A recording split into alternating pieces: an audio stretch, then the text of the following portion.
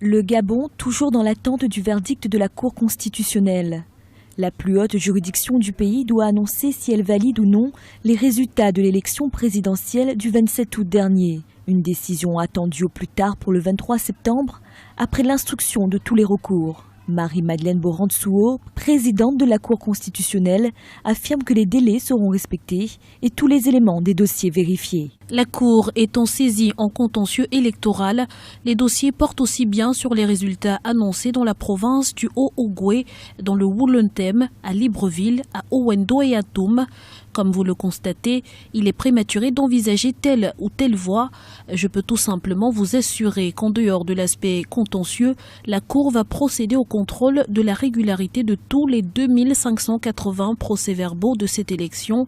Nous ne validerons pas des résultats que nous n'auront pas préalablement vérifiés. Mais une partie de l'opposition continue de remettre en cause la partialité de la Cour constitutionnelle. Des suspicions en raison du mode de désignation des membres de la Cour. Le président ainsi que 3 juges sont nommés par le président de la République, 3 le sont par le président du Sénat et 3 par le président de l'Assemblée nationale. Quel que soit le mode de nomination des juges, la question a toujours été de savoir dans tout le monde quelle est la modalité de nomination qui garantit le mieux l'impartialité et l'indépendance du juge.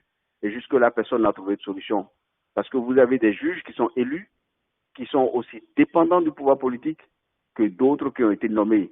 Le mode de nomination ne règle pas le problème et à partir du mode de nomination, on ne peut pas savoir si une juridiction constitutionnelle est nommée, si une juridiction constitutionnelle peut être autonome ou que si son indépendance est compromise. Le président Ali Bongo Ondimba a été donné vainqueur de l'élection présidentielle par la commission électorale d'une courte tête avec une différence de 6000 voix. Résultat qualifié de tronqué par son adversaire Jean Ping qui réclame un recomptage dans la province du Haut-Ogooué.